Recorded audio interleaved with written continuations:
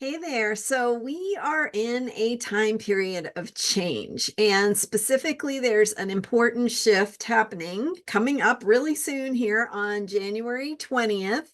And so let's talk about the significance of what is taking place on January 20th. I'm Marina Orms here with your Astro Vibe for Sunday, January 14th, just under a week away from January 20th. And we've been talking about this day for months now. And it's finally arriving, or will be arriving very soon. So let's talk about what's happening on January 20th. Astrologically, it is the shift of Pluto from Capricorn into Aquarius. And if you've been following me, I've been sharing about that shift. Pluto is an outer planet, so it moves very slowly, meaning it spends many years in a sign. So, the same way that we have the sun going through all 12 signs of the zodiac every year, it spends about a month in each sign. Pluto, just being so far out in our solar system, spends many years before it changes signs. So we were all born with Pluto in a particular sign, and Pluto's in a particular sign right now. So what that sign has been since 2008, with the exception of a few weeks in 2023 when Pluto dipped its toes in Aquarius, Pluto has been in Capricorn. So the significance of that is that Pluto is the planet of truth, power, transformation.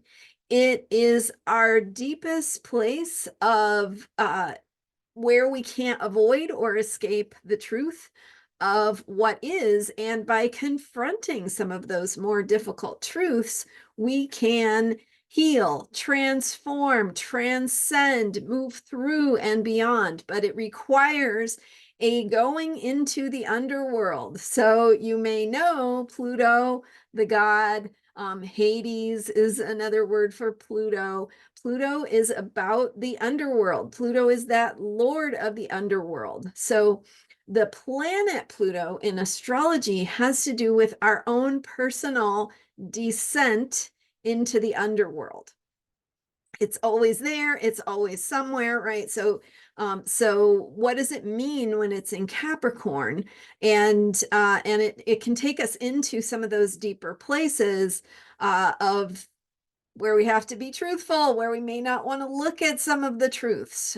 And so with Pluto going through Capricorn since 2008, we have been collectively in a time period where we have been doing that transformational work, that descent into the underworld, that need to confront the deeper places of truth and power and our own need to transform. That has been taking place in Capricorn, which has to do with systems, structures, institutions, operating systems, governments, authority. So, how we view authority and how we have depended on authority, how authority needs to change, and specifically how we need to reclaim our own authority. And so since 2008, we've been going into the underworld of confronting some of the deeper truths within our systems, structures, and institutions, specifically, whatever's showing up in your life, as well as in the collective, some challenges to the American concept of freedom, of democracy, of how we operate, of how our government functions.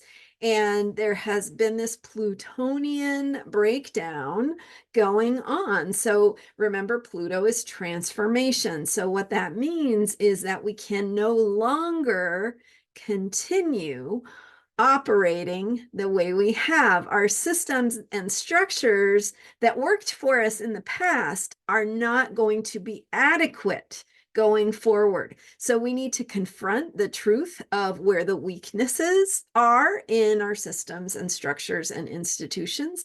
And we need to get in touch with our own authority right? Our individual power to bring change or create new systems, or think about how we want to participate in what those systems are going to look like going forward.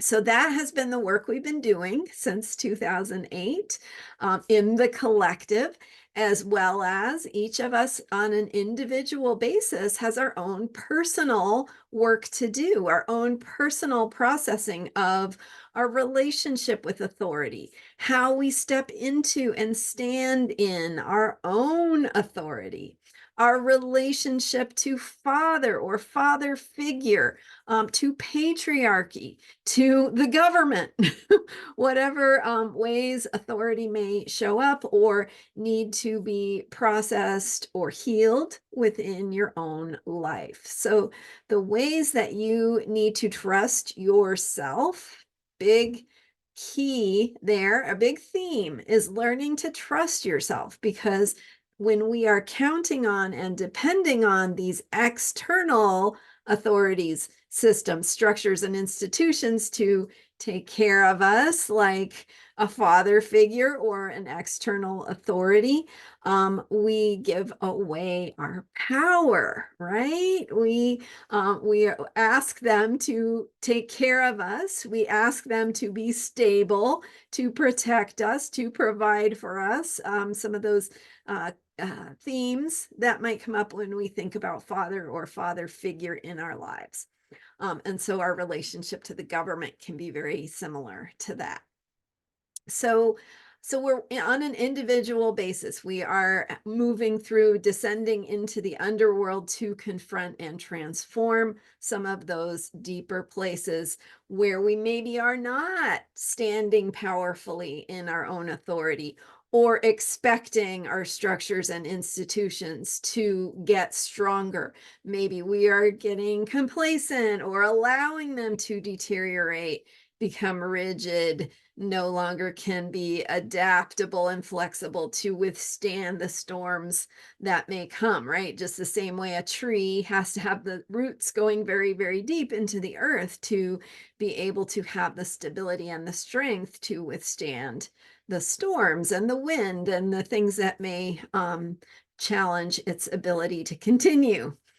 So, okay, so since 2008, those have been the themes. That's been the quality of the collective energy and the collective vibe. And because Pluto stays in a sign for a long time, it tends to be connected to times in history, time periods in history when we've experienced a certain qualitative theme that happened to show up at that time, just happened to, right? That's what we as astrologers know, that coincidence is something we can work with in an intentional way. So we're working with the themes and qualities that are present. So when we're experiencing that breakdown, that confrontation with those old systems and structures, then Pluto goes from Capricorn into Aquarius. So that's what's happening on January 20th. Pluto did go into Aquarius last year, 2023, from spring. I don't have the dates right in front of me, but it was for a few weeks in the spring and early summer. And then, so we had that, like, that taste, that just beginning taste of what the future can hold, what the future can look like. So when we look back historically at when has Pluto been in Capricorn and then gone into Aquarius in the past, well, the last time that happened was just when the United States was forming.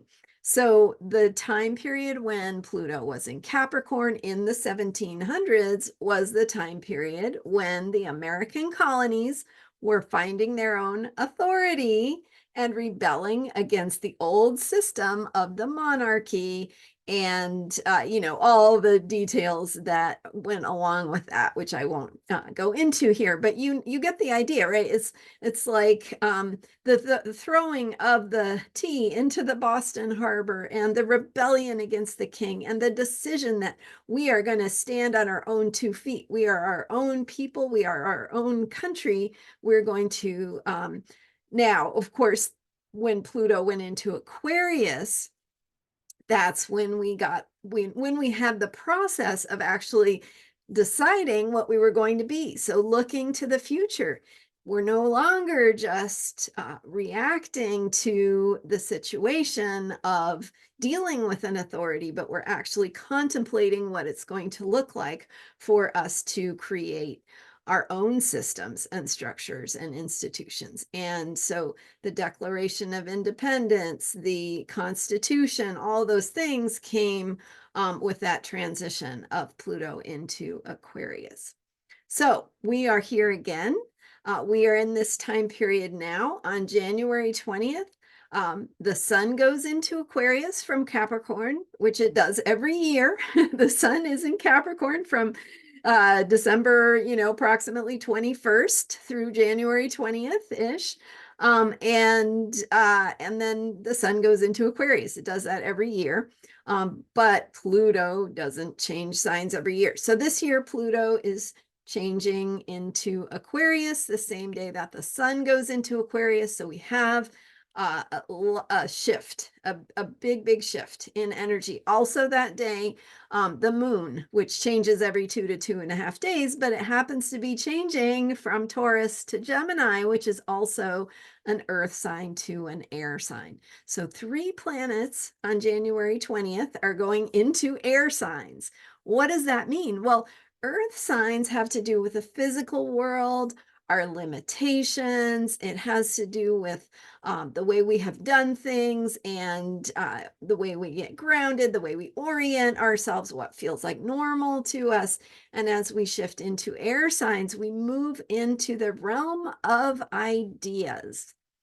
So we get to step into, in a dramatic way, on January 20th, into this realm of how we think about things. What are our concepts, our ideas, our ideologies? What does it mean to be American, or, you know, wherever you are? What does it mean to be free? What does it mean to be human? What, you know, all these ideas that we might be thinking about a little bit more as we have these 3 planets shifting on January 20th. So obviously the most significant long-term shift is of Pluto from Capricorn into Aquarius. And so, as I mentioned, you know, Pluto is about that descent into the underworld, that place where we go into the depths of confronting a deeper truth in order to transform, in order to die to our old selves, die to the past, so that we can emerge new, ready to step into new ways of being. So that is the nature of Pluto. We've been doing that again in our systems, structures, and institutions, dealing with our relationship with authority, and that is going to shift into how we conceptualize our ideas, our ways of thinking, our ideologies, our sense of what freedom is, and what change looks like. So we're going to be confronting a deeper truth about change and what change means. I wrote down for you, as I was thinking about sharing this video with you, I made a list of all the keywords that popped into my mind when I was thinking about the qualities of Aquarius. And so I'm going to read you this list, and I'll put a copy of it in the notes for this video as well, so that you can have it for yourself. But these are all themes that go with Aquarius and Aquarian energy. So remember, as Pluto shifts into Aquarius, we're going to be shifting into these kinds of themes and doing our transformational work in these areas more so than our systems, structures, and institutions. Remember too that when this country, the United States of America, was founded, we had a lot of problematic ways that that were written into the way we did things. So when we said that all men are created equal, we didn't really think about what that meant. So we didn't count women, right? Women didn't have the vote. We didn't count people who were not white, Anglo-Saxon, Christian, Protestant, wealthy people. Right? So any version of that you may recall from history, and how discrimination has been a thing, and oppression and exploitation, right? All the way to the huge elephant in the room of slavery. And so the economic foundations of who we are as a nation really built on that economic foundation of a very morally problematic and socially and societally problematic history, right? And so that lack of resolution of the white supremacy that was part of the founding principles, but not really articulated because it was so normal at the time that even though some people said, hey, this is wrong, right? We didn't really have the language for it that we do today to talk about racism and systemic racism and patriarchy and the things that we can call out a little more today. So that problem becomes the truth that when we descend into the underworld, we must confront. And we have been confronting or not confronting, as the case may be, right? Depending on who you are, where you are, and what is happening. Some people are digging in their heels, resisting the change, the necessity of equality and freedom, including all actual people, versus the way that deeper subterfuge happens of systemic racism, where and systemic patriarchy and the other isms that that are not allowing us to truly be free and equal and inclusive. Okay, so as we think about that, and it's a big theme, right? It's a big picture theme going on right now. It's not something we can change overnight, but it is something we can work on. And when we work on it within ourselves, when we start to notice for ourselves, how have I internalized some of these oppressive ways of thinking, or these exploitative systems? How have I participated in that? How have I not seen it? All the personal ways that we grapple with that, and then the ways that we participate in society and in our communities, to visualize the way things could be different and what that might look like, and thinking creatively and thinking outside the box, to not put the blinders on and say, that doesn't exist, or that doesn't happen because, what I don't have to deal with it right in front of my face or whatever. That as we start to take those blinders off and see some of the ways that it's embedded in our systemic patterns, that's where we can work through our own emotional process, which is the healing work that needs to take place ultimately for the foundations of those systems to change. And make no mistake, healing and wholeness has to do with healing these patterns. So in order for us as a society to move forward, we need to acknowledge and we need to do the healing work around it. And it's not, there's not one way to do that. There are no easy answers. Healing work is complex. It is messy. It is emotional. It is scary, right? Whatever healing we're doing on our own personal stuff, right? History of trauma, generational trauma, whatever we're doing on a personal level, we are also doing that together with our fellow human beings in the collective, and healing and wholeness must move along that pathway of confronting some of those deeper wounds and traumas and fears and so on. Okay, so here are the keywords for Aquarius. And these are going to be what we are stepping into with Pluto going into Aquarius. These are going to be the kinds of themes that will come up, that we will be looking at a deeper truth and how to bring about change and shift and new ways of moving forward, new solutions. Okay, so here are the keywords for Aquarius. These are the ones that popped into my head. There may be others, but this is what I came up with.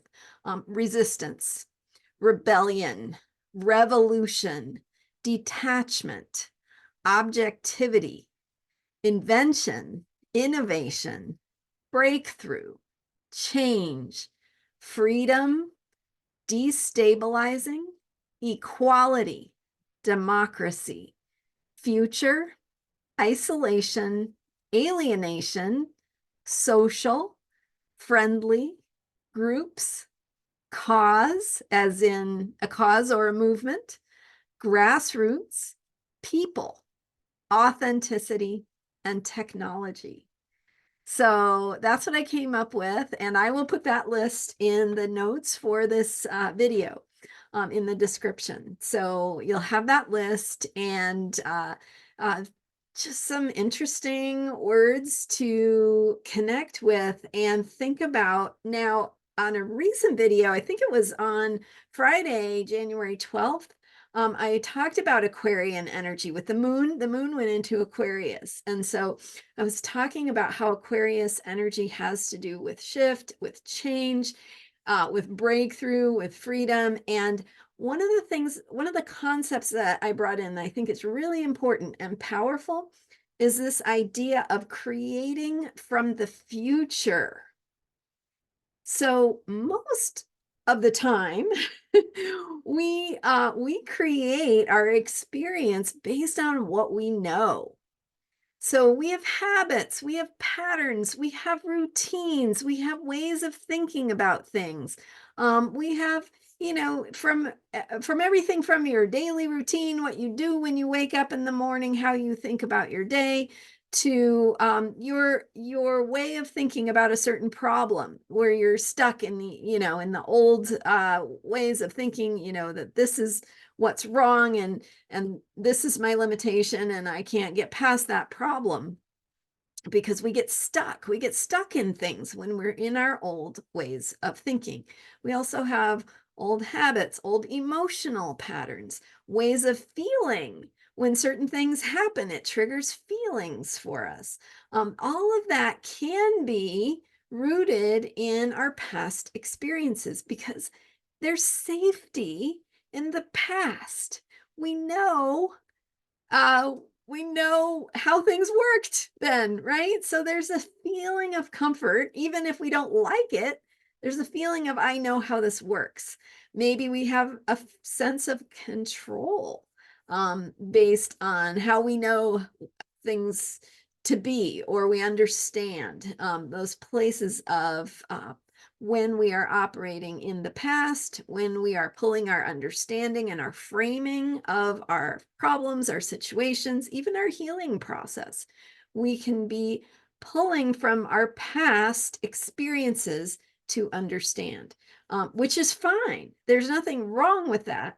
But what this Aquarian energy is going to do is it is going to open doors to the future. And again, think about the keywords resistance and rebellion. We can rebel against our own future if we wish to, right? We can dig in our heels even more. We can feel more and more alienated and isolated and stuck in our old ways.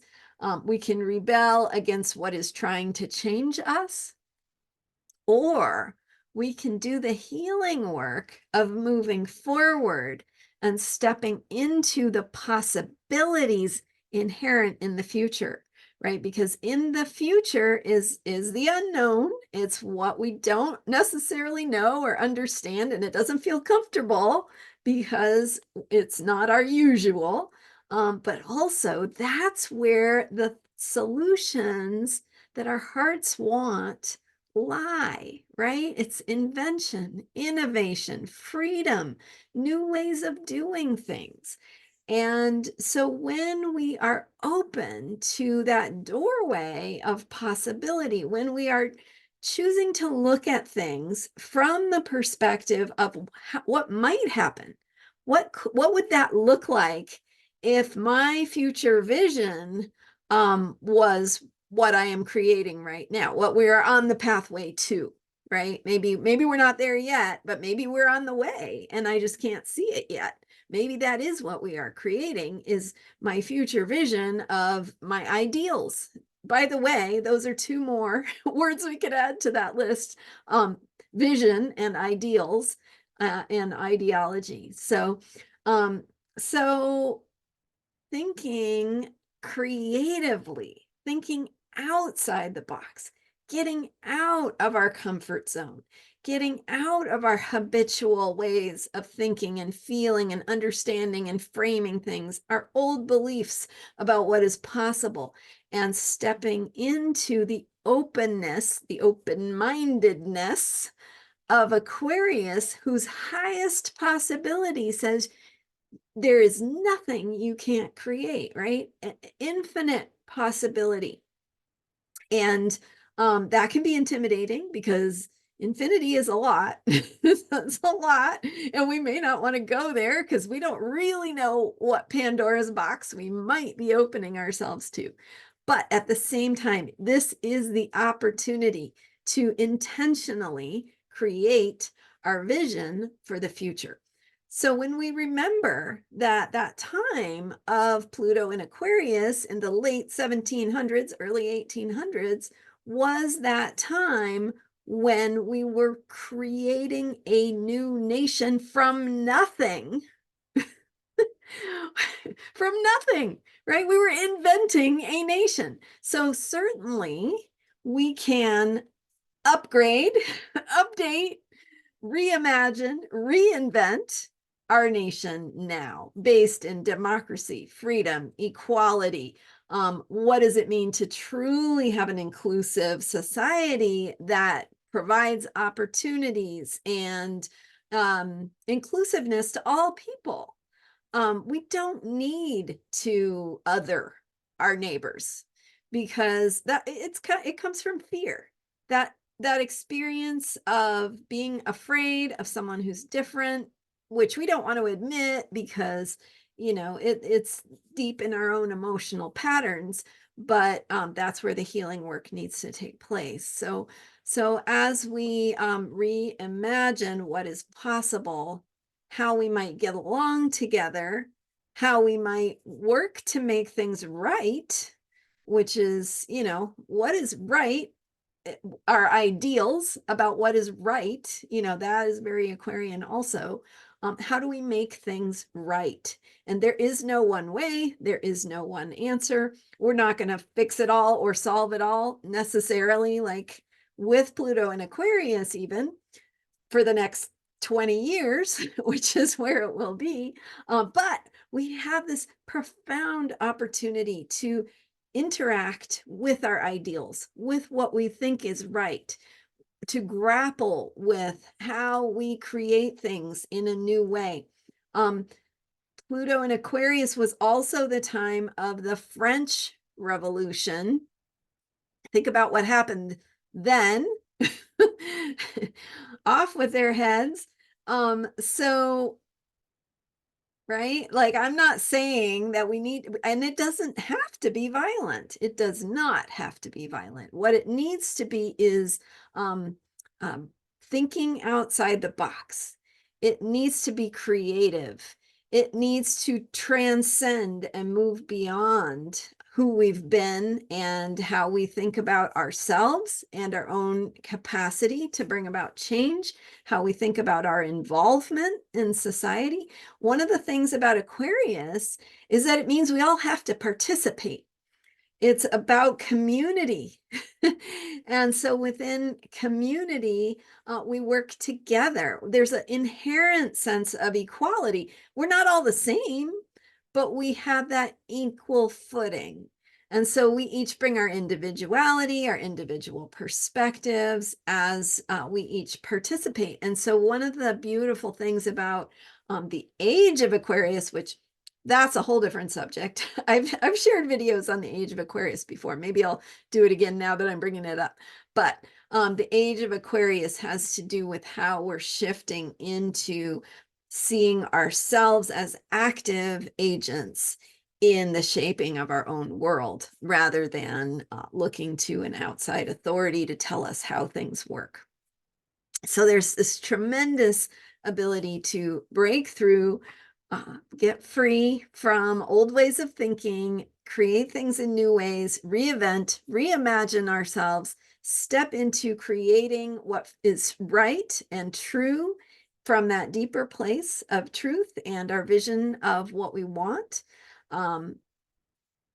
Bringing that in from the future and creating from maybe not always feeling comfortable, but also being willing to allow in new ideas, new possibilities, new ways forward, and how we can create that, anchor it, and make it our experience of the world. So thank you so much for being here. I am Marina Orms, and you can learn more about me at astrologyheals.com. Don't forget to subscribe if you haven't already. And I've got these astrological self-care videos every day. So when you subscribe, you'll get that hit of self-care from what the planets are bringing us.